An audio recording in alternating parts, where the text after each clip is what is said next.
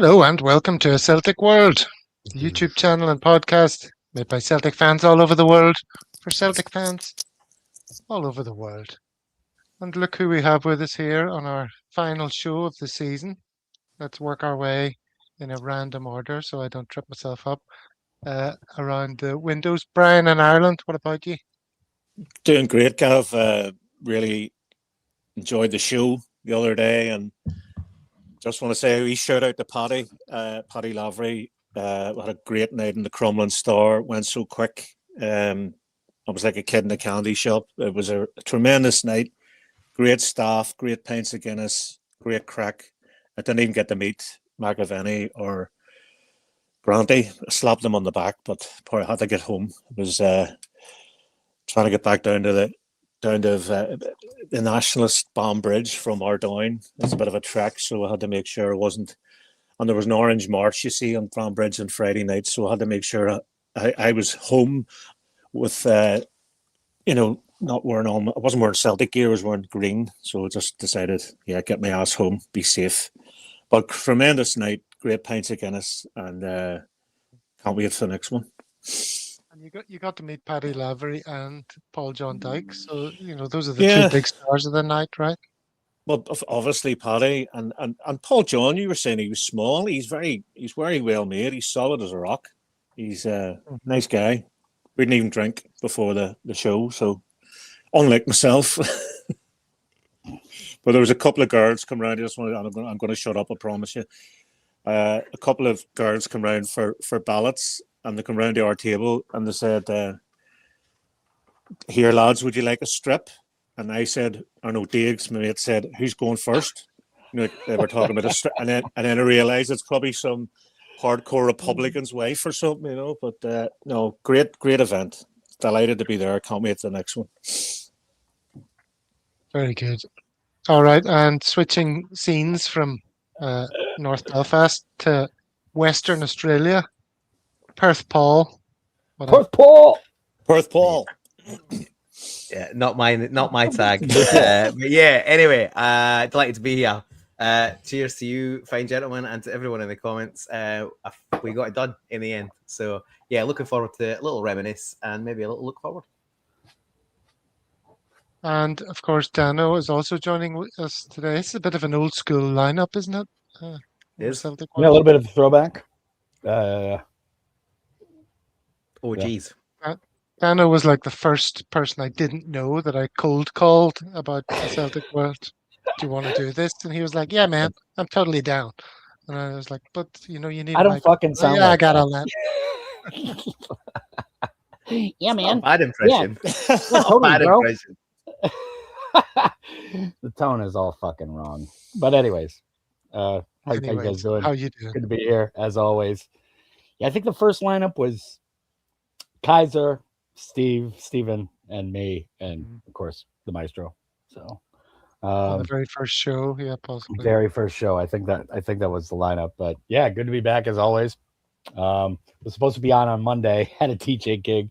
Girl spilled her beer all over my laptop. So that was kind of out for Monday. But yeah, doing good, man. Weather's lovely up here on the rooftop, so everything's good. Okay.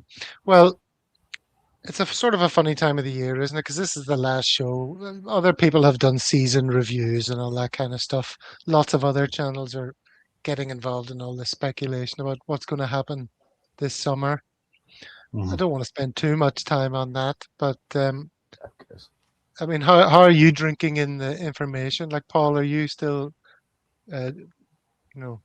drinking in Celtic social media stuff? You're watching all this stuff, speculating on players and possible managerial appointments and all that? I'm certainly not poring over all of it. The Steve McGowan article the other day was quite interesting because he tends to have a decent line into the club. So the fact that we were back looking at players of that caliber was a positive, whether it's just, tidbits to keep the masses at bay whilst they drag their feet on a managerial hire or anything else. I think I said this a long time ago, The problem we've now got is one that we knew was coming. We need to replace chairman, a chunk of the board, the manager, the director of football, and half a squad at least. And we're now starting it here, just on the cusp of a World Cup, instead of starting it a few months ago when we knew that was the case. We could have done the chairman, the board, and the football director months ago, and then we could have been in a position to hire a manager or announce the manager this week. Whereas we're hearing that conversations are only just potentially started this week. So that you're not going to have a quick decision. So I'm a bit frustrated, but not surprised. And so that's that kind of frustrated, but not surprised is, I think, my ongoing demeanor until I'm proved otherwise, which I don't really expect to be. So we'll see. Well, that's your demeanor. What about Brian's demeanor? Why is Brian looking so grim? Or so grim looking? Grim looking? I got my hair cut and I've got sunburnt, but there we go. Grim. I don't buy into the whole content thing about speculation and all the rest of it. I think Martin will get it. I hope he gets it. He deserves it for what he did. And I'm not worrying about legacy or any of that. Would love to give Martin a run in the Champions League and see what happens. But it's lazy journalism again. They're talking about Casper Hugh and Jakob Braum, all these guys that were linked with last year. I mean, is that it? Is that the you look at who Motherwell brought in, who Hearts brought in? Sorry, just knocked my phone off. So, yeah, it's a bit lazy from the sort of. Well, what a big award for Keith Jackson there. He won the Journalist of the Year. Well, the thing is, Brian, like, nothing's changed in the recruitment team. So why would anything change in the targets? I mean, those are good targets. Like, they are players that, had we brought them in January, if we'd been able to, we'd have scooshed the league. In the end, we obviously scrambled and got there. But those are players that O'Neill wanted in at the time. They're cracking players. Obviously, Ho was playing in the Champions League, so he wasn't going to be dislodged. And Go Ahead Eagles didn't want to lose two wingers at the same time. So I think they're okay. But who's making decisions? If we're like, the story is that we're waiting for the manager to sign off on those. My fear is that the signing's already happening. I'm not bothered about them across the city, but there are signings already happening. Like there's talk of Rashford going to Barca permanently, and Gordon from Newcastle. Barca are trying to tie that deal off. So deals are happening this quick, and they will need to happen, because if they don't happen before the World Cup, you're gonna have to wait until afterwards, and that's just you're fraught with danger. So I'm not concerned that it's the same players, because they're good players. I'm concerned that it's just might be a smokescreen to kind of have some story out while nothing's happening. On O'Neill, and I'll put my tuppence worth in. I kind of get what you're saying, and the fact that our board is so inept makes me sort of lean towards, well, at least Martin's a safe pair of hands. But you're asking a guy who's on the cusp of 75 to do a massive rebuild and then set us up for the next 3, 4, 5 years, which he's not going to be around for. So effectively what you're going to do is kick the can down the road for a year or so, unless you're putting somebody in who you expect to take over from him as his assistant. But any of the major candidates, I can't see them wanting that. So you're back to more of a Sean Maloney type thing. But the other candidates aren't particularly inspiring. The only one that's been mentioned that I've got a bit of interest in is Craig Bellamy. And people will say he's done nearly nothing in the game. But who else are you getting? Who, like, of the names being mentioned, I wouldn't touch Robbie Keane with the barge pole. You know, Martinez, I don't want to wait for anyone after the World Cup, whether it's Martinez, Steve Clark, whoever else. So you want somebody to now, obviously Pep's immediately available. Can he cut it in Scotland? Probably not. He did say that he wanted to go to a smaller club to see if he could He's not coming. He also said he wanted to go to an international. Can't come to us then. That's, I mean, he can't come to us. We're not a small club. I think he said smaller league. But yeah, I think the reason why people are leaning towards O'Neill is, one, genuinely for the success he's just done again, but because he is a safe hand on the tiller and nobody trusts our board to do anything exciting enough, radical enough, with enough quality to oversee the turnaround. But I do worry about, if you do take him on, what does that? All you're doing is kicking the can down the road for a year on this decision. Maybe that's enough. Maybe you get the right appointments in, the ones we should have already made, director of football, etc., board changes. But then he's still going to need to get 9, 10, 11, 12 players in the door. If he's only there for a year, what happens if the next manager doesn't fancy some of those players? You've got another turnover of squad and more money spent. So I don't know. It's a bit of a shambles, really, and one that should have been dealt with long before now. Yeah. Dano, do you think O'Neill's a shoe-in? I don't know. I'm 50-50 on the proposition, both personally and as far as what the odds are. I think it wouldn't be a bad move in the end. But yeah, as Paul said, you're asking a guy on the cusp of 75. I mean, the guy was born, I don't know, 6 months after my dad. Like, I just picture like my father trying to take on this job at 75. I mean, he's barely putting his slippers on in the morning. Like, I wouldn't be upset with it, but it would be unsurprising and it would be completely predictable for how we operate, for how everything goes. And they probably won't even do it until August or something. I mean, like, we're just so behind the ball all the time with this type of stuff ever since Ange left. And now it's just kind of predictable how slow and stupid the entire process is going to be. So I'm not holding my breath about anything. The only thing, Dano, I would say about Martin is Martin will exercise his right of brinkmanship and he will not sign on to anything till he has a guarantee from the board that there's going to be a few quid spent. Yeah, right. And Martin, I think that's what Martin's doing. He's letting people know, and he's ruthless. You look at it, the last 5 games, all the loanees and like Alex Oxley, Chamberlain, all these boys, he didn't get a sniff. He went with a tried and tested. So Martin can be. Yeah, I think that's a good point because Martin knows how to handle these guys. Anybody who's new who comes in is gonna get promised, the sun, moon, and stars and get fucked around with in the end. So that's something very positive in the column for Martin O'Neill getting appointed. Like, I will definitely buy in with that argument for sure. Well, the one thing that concerns me a little bit is, and maybe this would be different if he did get the good players in, buy good players, the team performs well, etc., is the whole style of play issue.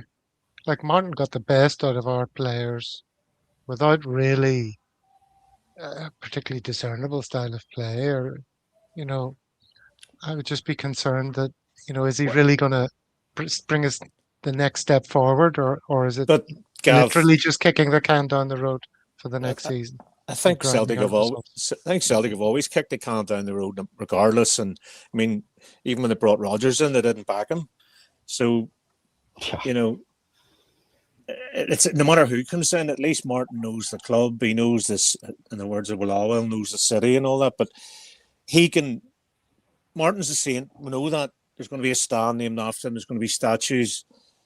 If the board do not back him, then they may close the doors of Parkhead. Well, they didn't back him in January, so why would they back him in the summer? Because they didn't think they were going to win the league. Well, they thought that they didn't believe the miracle. Winning the double, he's got a big lever now.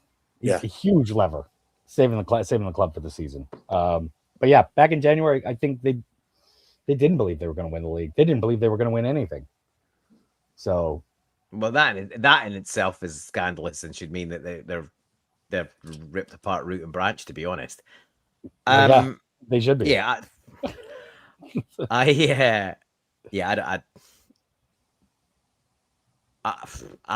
a bit of a loss. Gav, on the playing style, that's what I was coming back to. So momently brain fart.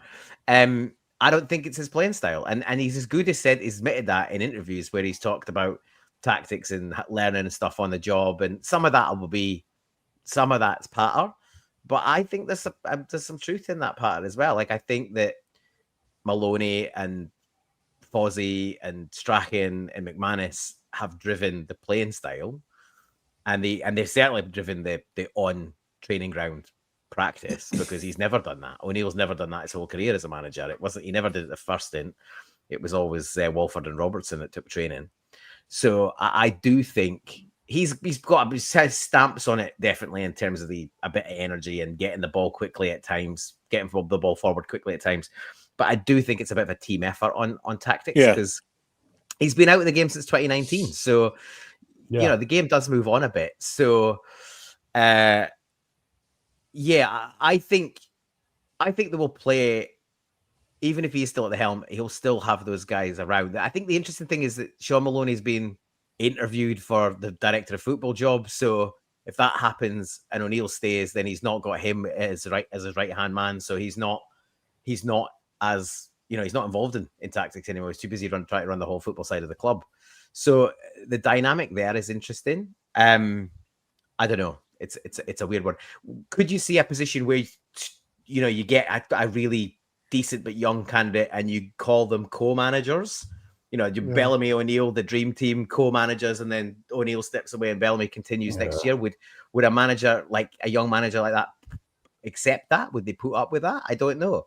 But if you give him the job, you've got to have an idea of what's happening behind him, because otherwise, if you've not got the next manager lined up, and I mean actually genuinely lined up, that they're coming and they're sort of committed, then, because if that's the case, then you can start to include them in conversations on playing group, etc. Because otherwise, you potentially, as I say, you're looking at changing over squad again in another 12 months. Okay, well, look, that's this summer. Let's leave it at that for now. I'm looking forward to a summer off of having to discuss these things, and I'm going to probably try not to drink it all in too much until things become real. Because after this season, I think we all need a bit of a break. It's a tough, old, arduous season. But let's look back on it through the analysis of 4 players, right? That the 4 that are in the thumbnail. In fact, did I show the thumbnail yet? Don't think I did. Well, the first one is going to be Alistair Johnson, anyway. Your fellow North American, Dano. So by way of introduction, let's enjoy a little musical interlude that was made some time ago. These are all of their time, so some of them you're thinking, oh yeah, that's how we thought back then about that player. So anyway, this is the first one, and it's inspired by the Smiths, for whom I have to thank Brian. Introduced me to the Smiths when I was about 14 years old in school. Gave me its Hatful of Hollow cassette. Still have it. All right. Anyway, this is the boy who plays on the right side. Brilliant. The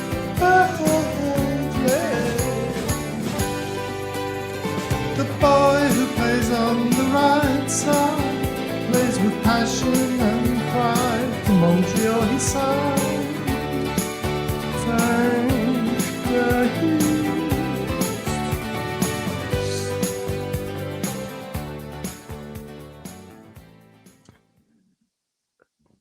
There you go. Paul, you enjoyed that? I was just sitting chuckling away at myself, thinking we've probably amassed quite a few followers in the intervening period between when this was quite a common occurrence on a Celtic World, was a musical interlude with those vocals. So for any of you relative newbies, the season's been quite a serious one, as we all know. So Gav has not been particularly forthcoming with new music for us because he didn't think it would go down very well in such a turbulent time. But I've been pushing for a bit more levity. So I'm delighted that now we've got the season in the bag. We can all sort of celebrate with some of these lighter notes that we used to enjoy last season and the season before when we first launched. So for anyone who's relatively new, I hope you enjoy. For the OGs that have been around, this is a flashback that will either thrill you or shock you and it's worry both. you. But It's fantastic. I'm a big fan. I've always been a big fan, not necessarily of the vocal, but just the general endeavor. And classic lines again. Thank Christ. I enjoyed media. Try to fit that into a rhyming couplet, which was good. Yeah, excellent. Very, very good. The ghostly. Yeah, that was fantastic. The kind of off key, off kilter notes. What are you definitely talking about definitely off brought key? this guy out. He was like, "What is that noise?"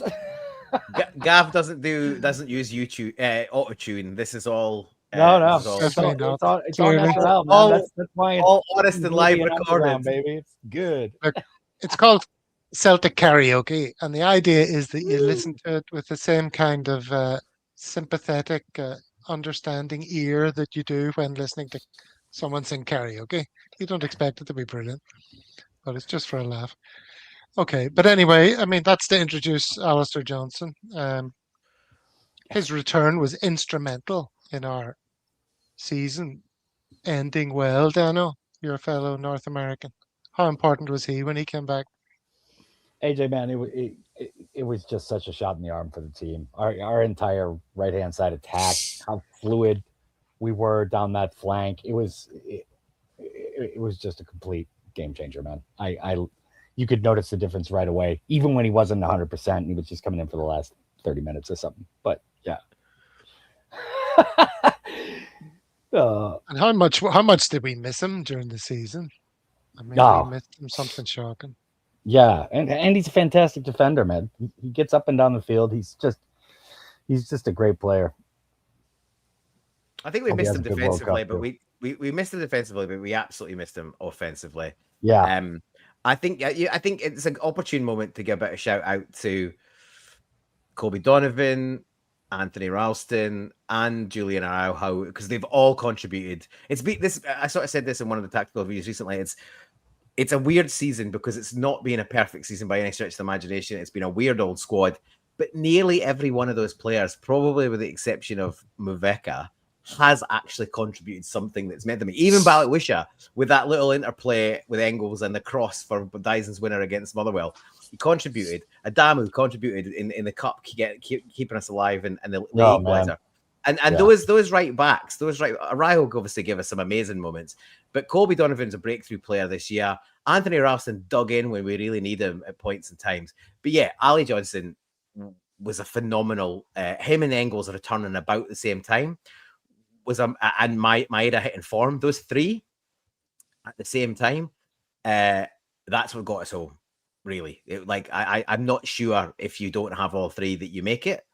But yeah, AJ getting forward, getting to the byline, getting crosses into the box, and just this kind of energy and enthusiasm. He's an absolute leader, both in personality and in performance. So yeah, massive having him back in the squad. When you see the fight in his eyes, you know that he can lead you. as the lyrics go, Brian. Now, whenever he first came, much was made of his mom is from the north of Ireland, Northern Ireland, and at the time I remember saying that she was from Newton Arts, but since then, everywhere you look on a Celtic website or something says she was from Polglass, which I'm not sure about, but it says here on this Canada website, Alistair Johnson, blah, blah, blah. Father born in Vancouver. His mother, Catherine, was born in Newton Ards. So there it is there. That's where I got that from. His mum's from Newton Ards. There's not too many Tims there. Brian, True. do you think that's a bit of greenwashing by the Celtic fans to make it sound like she comes from somewhere a bit more on brand? I don't care where he's from. He could be from the Shankill Road. He wears the hoops. He's happy. I'm happy for him. And as Danny McGrain, Jock Steen used to say that Celtic wasn't my first love, but it'll certainly be my last. And I welcome anybody from the other side of the fence to come and put on the hoops. And AJ he's probably one of the only players that we have that is currently genuinely world class. And I would say that he could walk into any Premier League team. He wouldn't be out of place at Barca, Real Madrid, any of these places. And Jesus, Oh. let's try and keep him for a year or two. I'm being serious. Who Well, would you rather have? well, I agree that we don't want to lose him, Dano. Now, at the start of this season, was it this season? Yes, because he'd just been in the Copa America and he'd excelled in that. And Yeah. we asked the question at the start of the season, which player do we we fear most is entering his last season as a Celtic player? And I remember Yeah. Steve-O and I saying AJ. Mm. And only because of his injury, possibly, maybe that's not going to be the case. Do you reckon? Do you reckon he's a shoe-in to stay? Nobody's. Yeah, I think he is, but I mean, it all just depends on what kind of offer and what kind of money and what kind of interest the player himself has. He's going to be in the World Cup. I mean, we'll see what goes on there. That's a big showcase for any player. So, you know, we'll see what happens. I mean, I have a feeling he's going to stand out. So, I reckon he's think- leaning. I reckon he's leaning to stay in at the minute. But Dano's right. If he has a great World Cup and offers come in, you know what our board will do? Our board will sell, right? They'll sell. So, and they'll hope that Araujo hasn't gone anywhere else and they'll go try and buy him back. That's what will happen rather than getting that deal done now and have the cover in place now. They'll wait. I don't know if anyone else saw it. There was a tweet. He sort of retweeted a tweet about his brother the other day, who's looking for a club. He's a professional footballer as well, not as successful, but younger than AJ, 2 or 3 years younger. And he's looking to get across to the UK. And maybe his agents tweeted something, and AJ tweeted it and said, ideally find him a club near Glasgow. So if he's tweeting that now at the end of the season, to me that says that his expectation in his mind is that he'll be here next year. But that doesn't mean he will be here next year. You know, we know what this board are like. If a great offer comes in, he'll be gone. Right. The same as anyone. There's no one in that squad. There's no one in that squad we won't refuse money for. Every one of them's got a price as far as our board's concerned. And I kind of agree with that to a certain point. If you've got the replacement either already in the building or you know you can get them. But as we know, this board you can't be trusted on that. So I mean, yeah, I'm not saying he doesn't love being a Celt, because he obviously does. And I mean, he's been fantastic for us. Yeah, I mean, if nothing comes in, or if only kind of mediocre offers come in the meantime, and with the season he's had, like it would take something where the player and the club are like obviously attracted with a solid offer, because he is a player, man. We shouldn't give him up for cheap. And I don't think he's from a Rangers crazy. family, like most of the big players for Celtic over the years. Apparently. Just on that point that you were making there, Paul. So this posted similar idea. Alistair Johnson could have represented Northern Ireland and Ireland, due to his mother from Polglass, according to this, in Belfast. His brother Malcolm is uncapped at any level and is a free agent after a spell with Portland Timbers 2. Could be some Irish league sides might want to look into that. Could be playing for Cliftonville, Brian, before you know it. Who knows? Paddy Lavery would befriend him. I'm not too sure if Paddy's a big Cliftonville man, but I think he's Celtic only. But I'm sure he is. I'm sure he likes the Reds living on the road. Mm-hmm. in answer to the question, Okay. it was about how long has he got left in his contract. He's contracted till 2029, so he's still got 3 years on there. So you would expect a decent fee if someone wants to take him. Yeah, because they re-signed him sometime last year or like January 2024. He signed an extension. He signed an extension relatively recently. Right. Do you think he's a bit like, or is he different from Liam Scales? Because, Liam Scales uttered those words, there's no I'd rather play than Celtic. Is that because you think Liam Scales thinks he's already, at the height of his ambition? Whereas AJ might not think that? Well, I think Scales knows that he's playing at the peak of his career, and he understands enough about his ability in the club to know that the grass is never going to get greener than where he is now with the European football and trophies and all that. And obviously he's got the Irish background and he understands what the club's about. I think AJ is smarter than your average player or footballer. No, we should probably not use player, but we That probably was should one use of player those. on this channel. But I think he is smarter than your average footballer, and I think that he will only leave. He won't just. I don't think he'll be forced by the board into any old move just because the money's good.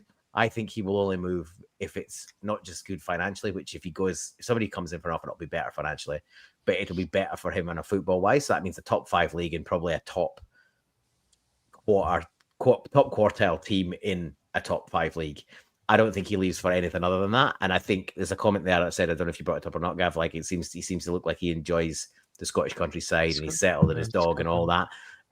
So yeah, I think it would take a reasonable amount to shift him, and especially now after the injury, I think he's really just going to be concentrating on having a good World Cup.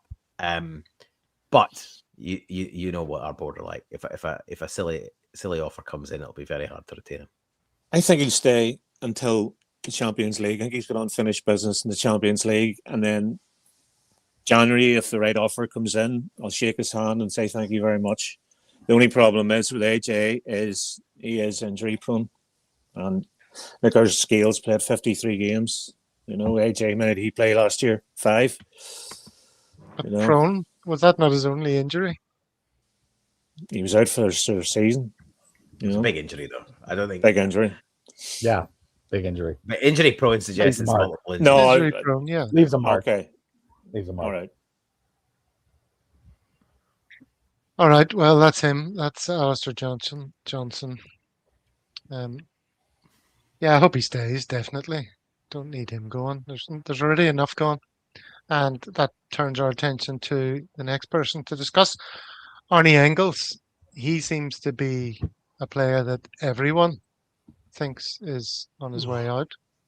And I know Paul will have plenty to say about him, so I'm hoping the other two will as well. But let me just call up that video so we can enjoy a little musical interlude about Arnie Engels. And in fact, this is one of the later ones, so it's video, not just still images, Ooh, because they've developed over time. Wow. This showcases some of the things he's done for us and some of his skill set in no uncertain terms. So I hope you 3 fun boys enjoy this. Oops. Yes, there you go. Let's go to Dano first on that. Are you a fan of the original track? Yeah, who is the original track? I couldn't think of it while you were playing.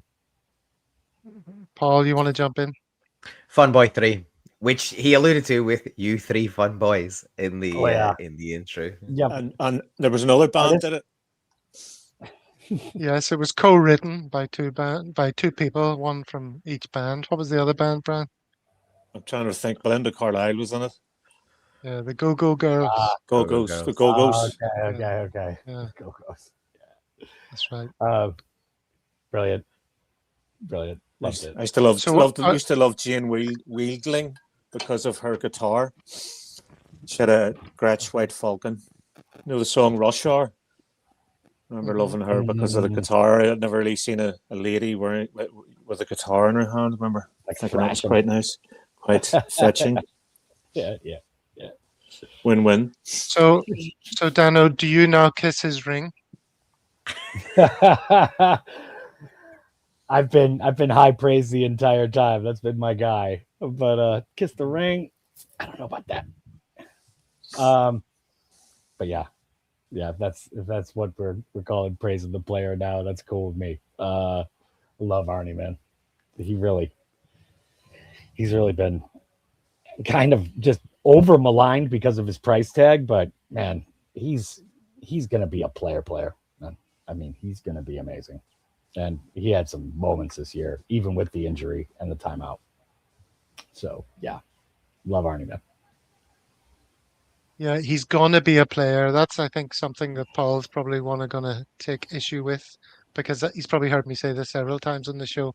I feel like, he's been good for us, but he's got a very high ceiling, and we're gonna have a sense of regret that we never really saw that out of him.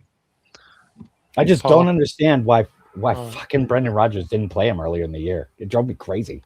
Yeah. Like we spent all this money on him, and he barely got a sniff of the pitch. It was Well, he was favouring Benjamin Negrin, which it seems incredible to me. But I Andre mean, Arteta. the whole thing was baffling, man. But to Gav's point, I think I mentioned this either this week on the tactical review or last week, or maybe both.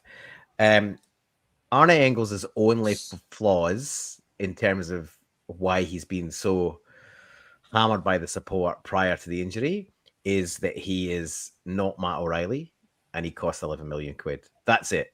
That is it. With a if people thought he was an automatic replacement for Matt O'Reilly, he isn't. He never was. I think the other and we spent 11 million on him, which will prove to be a snip by people saying if we get 30 million for him, take it. This is where he is. He's 22 years old. He's moved to another country. He's been here 2 years. He's had a serious injury, and he was, as far as the midfield goes, he was the difference maker in dragging this team forward with energy. And anyone who was a doubter on Arne Engels, I cannot believe they still think they are. If you're still holding that position, you refuse to believe your eyes and your ears and everything else, all your senses, because our midfield was night and day with him out of the team for those, I think, 9 games he was out for. And then what happened when he came back? Just the energy levels were incredible. He's an absolute athlete.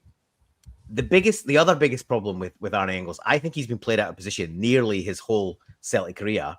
I think he's a deep lying midfielder. I think his ideal position is either where Callum McGregor plays or part of a double pivot. Because if you and obviously we'll all have a laugh at the song and all that, but in the clips, look how many passes that made the clips were from deep lying positions, either deep in a sort of almost fullback position or deep in the middle of the pitch, and those long raking passes and curling balls in behind defenders. He's absolutely class. His range of passing is brilliant. His set pieces can be brilliant. Yes, he's not perfect. And the reason he's not perfect is he's a young player. He's a young player who's just kind of been asked to be a key player in a team that has to win every week. And you're not playing for a team, even a mid-table team in the Bundesliga as a teenager, if you're not a quality player. And but we paid for potential. And a lot of people said 11 million is too much for this type of player. People were expecting a playmaker like Matt O'Reilly. That's not his game. He's a deep lying, energetic athlete, passer, not showy, but he does mountains of work off the ball that a lot of fans and a lot of casual viewers don't see, don't appreciate. He'd be a player. He's not an individual player. He's a cog in a machine. That's what he is. He moves the ball around. He's not a player he will occasionally get in the box and score goals. If we can retain him, I think he's gone as well. And I think a big offer will come in, 25, 30 million will come in. We'll take it. And I think you will see him move for potentially double that in a few years, if he picks the right career path. If we could hang on to him for another year and build a team around him, and we actually spend money on proper players, like if O'Neill stayed and managed to convince him to stay and have one crack at the Champions League and said, look, I'm going to get players at your level and build a team that's equivalent of your sort of ability and potential, I would love to see him. I'd love to see him in that scenario, because this season he's been scrambling around and sort of trying to plug gaps. Like when Negrin's playing, there's no other running in the team. If Rio Hitati's playing, there's not the same running in the team. He's been asked to effectively do 2 players running in that midfield. If you had a properly balanced midfield team with him in it, I think it'd be really exciting. But I do fear that we'll just take the money and that'll be that, and we won't see the potential at Celtic that we could do. Ryan, that's a source of regret, isn't it? If that happens. I think he's another player that's maybe not 9 out of 10, but certainly 8 out of 10. Engels this is what we want to be doing. We want to be buying these types of players, and how he can't get into the Belgian team, I don't know. When that wee rat can get in, I mean, that's disgrace. The man, Engels will be playing for Man United or Chelsea. I can see him in that type of role. Hopefully not Chelsea. Hopefully not anyone but Chelsea. But he's gonna get thrown on the pile of cordwood, the pile of deadwood that has been accumulated. But no, I agree with Paul. I mean, £11 million. What is £11 million? It's not what you call. It's not 300 mil. It's what you pay. You're paying 5 million for potential. The fact he's played in a decent league, played in the Bundesliga. I mean, getting him for 11, you probably should have paid 15, 20 for him. So getting him at 11 is good money. I'd love to see him stay for the Champions League run, and then January you can have, hopefully if we have a manager in place, we're not chasing our tail. We can experiment. We can do these things without do or die. And I think Ballagwisha might even get a run out next year. I'm being serious. In the League Cup and stuff like that. I think O'Neill couldn't give him a chance, and he might give him a chance next year if Martin's a manager. But no, Arnie, brilliant player, fantastic player. I mean, I didn't deny he's a player. I said he's going to be a player, and like he's going to be. He's going to be an amazing world-class player. Like seriously. Yeah, he's already a player. He does amazing things on the field, but yeah, he's got some potential to unlock that's going to be scary. So if we can keep him for another year, yeah, Paul's totally right. I mean, that is going to be amazing if we can do it. Doubt it. Not holding my breath about it, but having Ingles for another year would be fabulous. Would you put any mileage into the fairy tale of this season for some players who maybe there's Yang who was due out the door and then he signed a new deal, and do you think maybe this whole romance of the season and the fact that everyone thought we're down and out and we come back and we won the double, do you think there's any of those players that want to maybe hang about for a wee bit longer and look at the Kyogo story? I think we can't undersell how good Martin O'Neill is with players, because Henrik Larsson still calls him the best manager he ever had. And I mean Mon is amazing with the players. So the fairy tale of this whole season, yeah, I mean, we should lean into it as a selling point, but we need a manager to do that, don't we? We need a player. I want to go back to McLaughlin Pease making the same point a couple of times. He's referencing the hold on, what's he referencing? This, yeah, the Nottingham Forest offer. They put a bid in of up to 25 million, wasn't it, during the January transfer window? Is there a danger that was a desperation offer and we're all getting a bit too excited and there's not really going to be that much money coming in for him at this stage? Well, if there's not enough money coming from him, he doesn't go. Like, he's contracted. Yeah. I think there probably is an element of desperation to that because they're trying to stay up. But however good they thought he was then, his stock has surely risen in the last 5, 6, 7, 8 games, whatever it is he's played. Because literally we looked like we were nowhere near it. And then he comes back and Dyson's leading the press in the front. The only other player really leading that press is Arne Engels in midfield. And he set the tone and he put a mount in it. The fact that guy had played, 9 games out or whatever it was, and came back into the team, I think he played some minutes in the first game, nearly all the minutes in the second game, and from then he played pretty much 90 minutes the rest of the season, every game. Like, he's a young lad, but the power of recovery, I'm glad we obviously just held him back a little bit and didn't rush him back. Obviously, we rushed AJ back the first time. He got injured again, he immediately broke down. So I think we just waited that little bit extra time with Arne Engels this time, and that allowed him to, get up to speed quite quickly and then stay in the team because he's obviously a young guy that had kept his fitness up and built his fitness back up. We're not winning a double if he doesn't come back in at that time and play how he does. There's not a chance. Yeah. Another thing as well, I mean, he could be sitting watching at home, watching the World Cup going, I should be there. And that could be his motivating factor as a platform in the Champions League to try and get in. I wouldn't rule out him staying for certainly to January anyway. Yeah, right. And I mean, I think that's kind of the whole tragedy of like the early part of the season where Brandon was like just replacing him with, with the Dutch guy who was great, but not Dutch guy, Danish guy. Anyways, Swedish. Swedish. Yeah. Okay. Scandinavian. Dano, did you have the same geography teacher as me? That's the whole tragedy of his early season. I mean, he needs to be getting minutes like consistently if he's not injured, and for some reason he was just getting kind of locked out, and he must have kind of paid a bit of a price with that and then having the injury. I mean, the whole season was kind of tragic for him.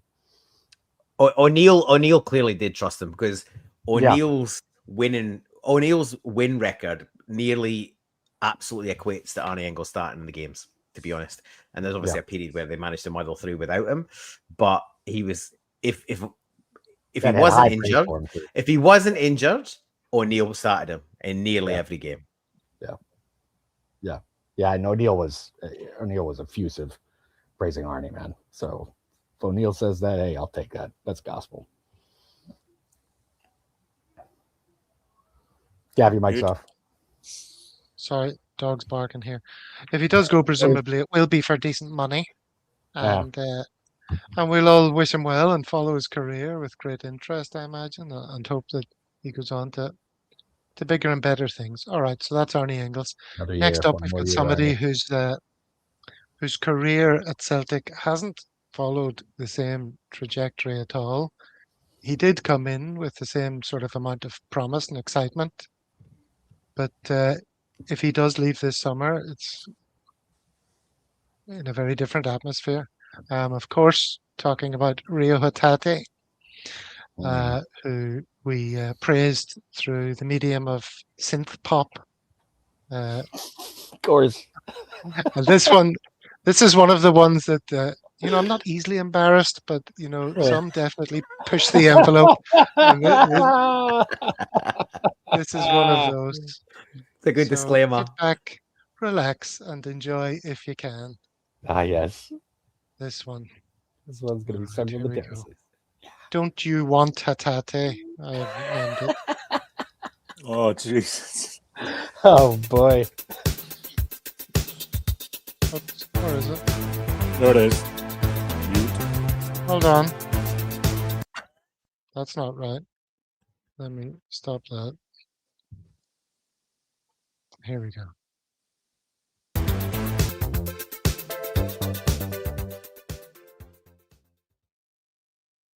All right. Yes.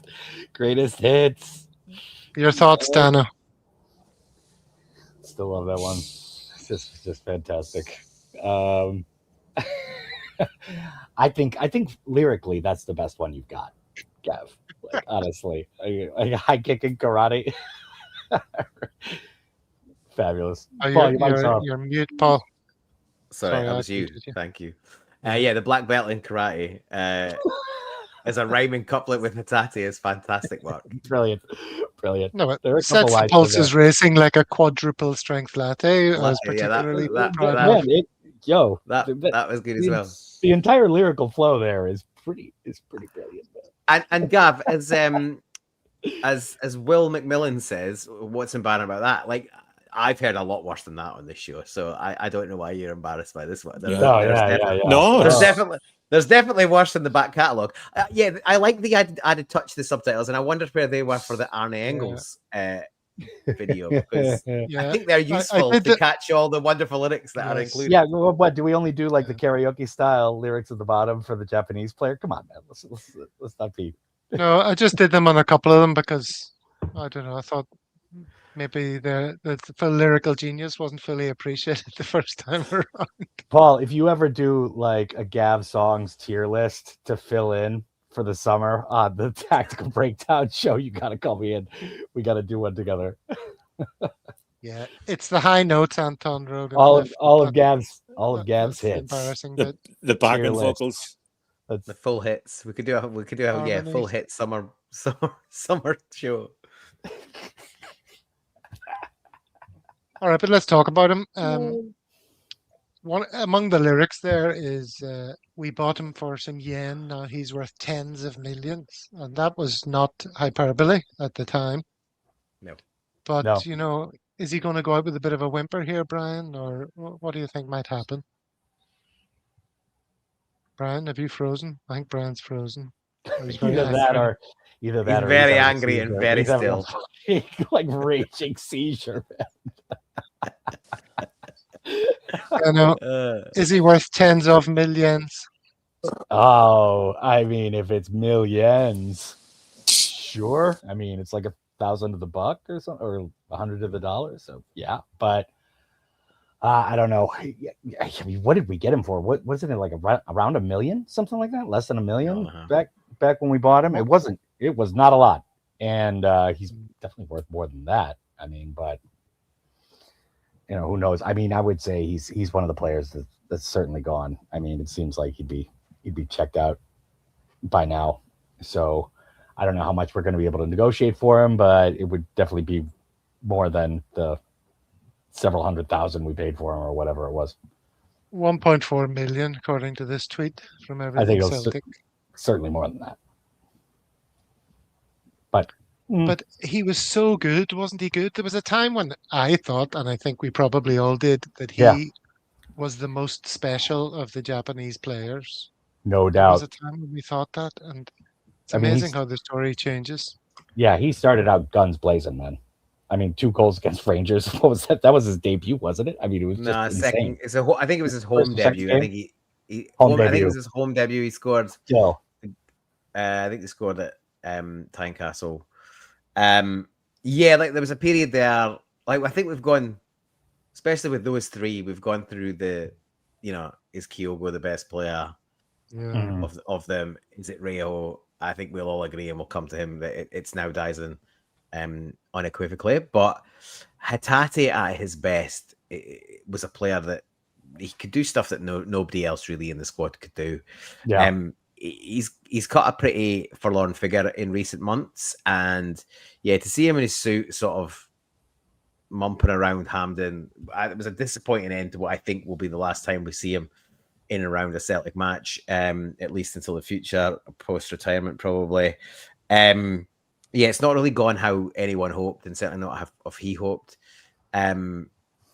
He's still had moments this season. He's had crucial moments, like him coming on at half-time at Ibrox when we're 2-0 down. He drove that midfield, and ultimately at 3 attempts he scores the equaliser, after the penalty. He changed that match, and there's other factors in there, but he really did change that match. It's odd. I feel like O'Neill sort of lost trust in him after Tannadice, but that was on the management team. Like, he was the best player on the pitch until he got moved to right back, and they moved him to right back to keep him on the pitch rather than remove him because he was the best player on the pitch.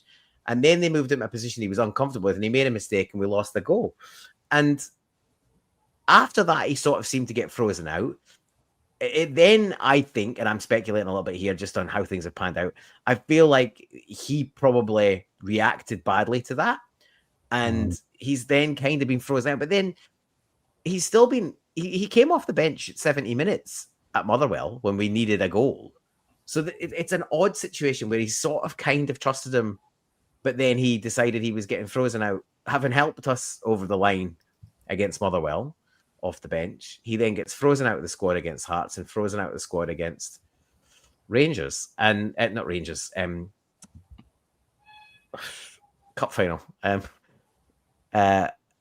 Gone completely blank. Lower league opposition. Who have we beaten in the cup just there? Dunfermline, exactly. Sorry, Jesus. It's been a busy old few weeks. So everyone has a different moment. he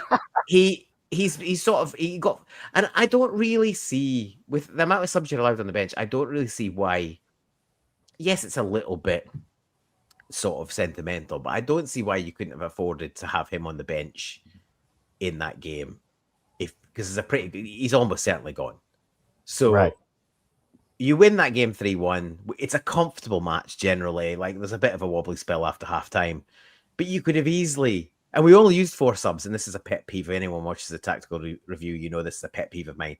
Why do we only use 4 subs when you've got the same thin squad being used again and again? I don't know. I just think he could have been coming off the bench with 5-10 minutes to go and sort of have a little farewell. He's been a very decent servant, and at times he's been a difference maker.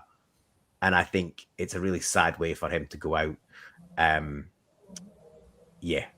think the first season or two he was absolutely phenomenal, and it has been diminishing returns since then. Yeah, I mean, you got to admit he is like real streaky deaky. I mean, he is streaky as fuck.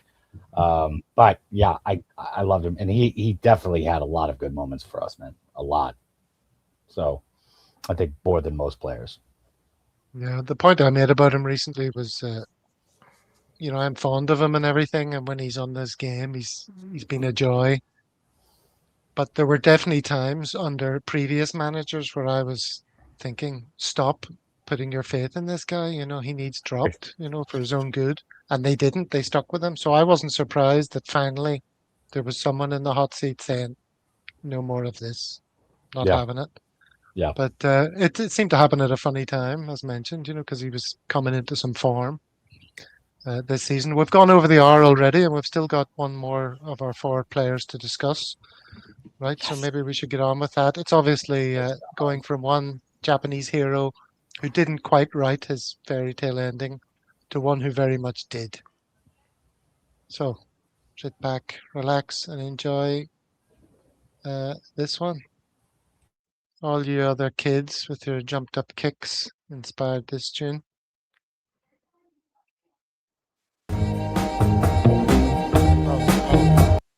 Oh dear. Right. So Yeah. a few little updates there to his story because his story never stopped, and so many amazing moments in that compilation, unforgettable dies and moments. What did he have? Uh, 9 goals in our last 7 games, something like that. Yeah. 10. I mean, he was unbelievable. He was literally just on fire the last 7 games, man. I mean, but Ingles was his sort of crucial. Celtic career arc was kind of completely different from others. Yeah, He came yeah, and what's he going to be like? And this is a strange player. How can we cope with him? And he couldn't hit a yeah, barn door, but at least he works hard, yeah, And then, oh, he really works hard. Geez, he's awesome at this pressing. We really like that. It's too yeah. bad he can't hit a barn door. Oh no, now Little, he can. Now he's scoring goals left, right, and center, and helping us in his two best seasons right at the end. I've never seen a player who's And such an enigma almost the entire time he was here and so beloved by the support, man. I mean, he was just an absolute cult hero, even when he had his ups and downs, and I mean, he still just crosses balls to Mars every once in a while. I mean, he still has these terrible moments of touch, but he has just been an absolute cult hero the entire time, and now he's just a full blown hero. That bicycle kick against Rangers is forever. I mean, that's just legend status right there. That's it. yeah. That's the end of the conversation. But 9 goals, 7 games. I mean, he was on fire, man. It was amazing. It was absolutely amazing. I mean, Engels' presence was crucial. His was indispensable for the leading run. I mean, for the end game, it was incredible. Are you slightly heartbroken, Paul? Yeah, I'm absolutely gutted he will presumably be off. But he goes with my good grace. He's been a phenomenal servant. The hardest working player I think you'll see in a Celtic shirt. Put it like this: I hope that I've got a good few years left in me. I don't think I'll see in my lifetime a player that works as hard as David Maeda. I haven't seen one before him. I don't think I'll see one after. And I think you might go a good few decades after I'm in the ground before you do, if ever. I said it a few weeks ago, so either here or either on this show or on the Tactical Review. They will probably still be showing videos on his press and energy and recovery in 50 years' time, because I can't see how you find another player in the intervening years that does what he does. Everything that you hear about him is his recovery rates are ludicrous. His recovery rates in terms of resprinting is ridiculous. His ability to resprint again and again is ridiculous. His ability to recover from injuries is ludicrous. The guy's a freak of nature, and we've all talked about this in lots of other channels as well. If he had a complete game that we all kind of laugh and joke about, he would have never made it to he would never have arrived on our doorstep, and he wouldn't have been here for the 4.5 years he's been here. So we should be absolutely grateful that he was a bit of an imperfect character, but his work rate, his enthusiasm, his zest for the game and for life in general has been an absolute joy to watch. And for a player who it looked like he was on a similar trajectory to Rio Hatate, sort of, his time dwindling down at Celtic and not really hitting the heights he's done before, I'm absolutely delighted for him and us that he managed to find some form at a time that really mattered. And I sort of feel like he just went, I'm going to have to do something here. And he did it, and he found some form. And we we'll all remember this season for the rest of our days, and people that were too young to remember the season, like we've all been for other clips, will see the clips of Dyson in this season, as they grow up and forevermore. So yeah, a massive miss. But I don't know how you replace him. I don't know how you replace his energy, his work rate. You can't. I think it's nearly impossible. But yeah, fantastic player, and will rightly go down as a Celtic legend. Yeah. There's this. Sorry about that. Too many things showing up on this show today. Usually I have fewer. This is what I wanted to show. No. Dazmite has told Japanese publication Football Zone of his ambitions to play in the English Premier League and believes he's ready for it. I want to take the next step. Right now, I'm grateful to Celtic and giving it my all. This was obviously a while back. But I haven't seen my limits yet. The Premier League is a dream I've been talking about since I was a kid, even if it's just for 1 year. I want to prove just how far my speed can take me at the highest level in the world. Oh, bless him. And there he is as a baby. I don't know if you've seen that. That's his parents, his proud parents, and guys in as a baby. A player has really won his way into the hearts of the fans when you're looking at his baby pics and going, He hadn't changed the bit though either. No, I mean, that is Dyson Maeda. It's unmistakable. Well, there you go. So, any final words on Dyson? Because it's been Legend. This season. It's his story more than anybody else's. I think he's really grasped it and wrote it, didn't he? Wrote his ending, his perfect ending. I agree. I really hope he goes somewhere and they appreciate him. I would hate if he went to some soulless English club and they just gave up on him too soon because he missed a few sitters. Right, or after That's one what I'm appearance. really fearful of. Not good enough. Yeah. You gotta let Dyson blossom, man. Gotta give him. Well, unlike Dyson, Brian's battery died. I mean, you've got Dyson on one hand and Brian on the other. Ever the professional. Battery died. Well, nothing I can do about that. Just gonna have to wait on the last show of the season. All right, so Peter asks, how are you? Well done for the season. Hail. Have a good summer. Yes, I thought you were asking, are we done for the season? The regular show is done for the season. A Celtic World North America is going to carry on throughout the summer.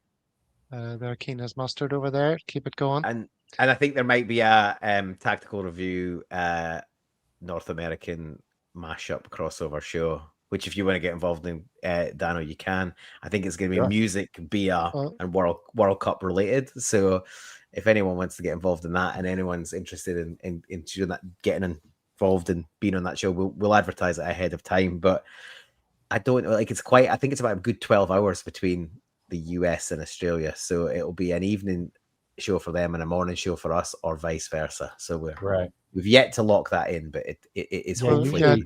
Usually they're like 10 a.m. my time, something like that. So Dano and I are supposed to be doing one as well with them. Yeah, pretty soon. I mean, we've been talking about that all year. We were kind of talking about that pre-show. So hopefully it happens. Just before we go, all these guys are amazing.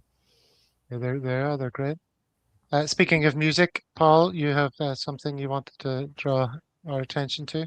I do. So anyone that watches the Tactical Review, the show that I do with Anthony on a Monday night that celebrates the Celtic game and goes into a deep dive on the game that we've just seen, knows that we do a little bit of a recommendation, cultural stuff at the end of the show as a bit of a kind of segue out. And that's music, movie, TV, maybe the odd book here and there. And I nearly always bring an album of the week to that recommendation. And yeah, I came up with an idea. I've done the last 2 years. We've done that show here. and I've tracked the albums that I've recommended for those 2 years. So yeah, over the last few weeks, I've been building a playlist, one track from every album, bit of a flavor of what I've been recommending. So it allows people to, dip in. And if there's things that take your fancy, you can go and do a deeper dive and listen to the whole album. But yeah, I completed that today in perfect timing, and we will probably put the link. It's in Spotify, so if you use Spotify, you're available to get it. It's open. I think Gav, you put it in either the show notes or in the comments. It's in the show notes, yeah. It's in If the show anyone notes already. fancies some new music this summer. And I will stick it Fontaine, up. good recommend, man. I will stick it up via my my Twitter on the socials as well. So anyone that's following me, and maybe Gav will retweet that on my behalf. So yeah, if you like your music, there's a bit of everything in there. I've got pretty eclectic taste, and still listen to new music even though I'm quite old. So yeah, hopefully there's something in there for everyone, and yeah, give it a listen, lads and lasses. Lots of comments coming in to from everyone, sort of saying farewell. It feels like this feels like an end of season show. We're all saying goodbye to each other, but we'll meet again before you know it, when there's things to talk about. Thank you so much, one and all, our friends in the chat, Dano. 2 seasons in, 2.63. Three seasons. 630 subscribers is pretty good. Oh, 3. Like, yeah, who's counting? Yeah, but yeah, we're not about the numbers. We're about the heart. it's good, man. It's good. I mean, yeah, glad to be a part of this, man. Will McMillan, just to dock into the comments, Will McMillan went to see Public Service Broadcasting in Brisbane a few weeks ago. I flew from Perth to Melbourne to see the same tour, and they were fantastic. So yeah, that is one Public Service Broadcasting track on the playlist. So yeah, cool band, man. Great band. But yeah, that's a snippet of the type of things that are on the list, and yeah, give it a listen. Give it a listen. Otherwise, enjoy watching all these substandard YouTube channels that speculate over bullshit for the next couple of months and introduce you to players that you're never going to hear of ever again. Yeah. It's so Gonna frustrating. be a lot of that. Shit. But we'll be back sometime in the sort of, as we're nearing the start of the season, probably, I would say, with a couple of CSC shows, maybe just to ease our way back in. Yeah. That'll be good. And then we can talk about things that have actually happened. How's about that then, boys and girls? All right. With that, it's over for another season. We're champions. Like and subscribe if you're a champion. Double. Until next time, lads. Hail, hail. Double. Hail, hail.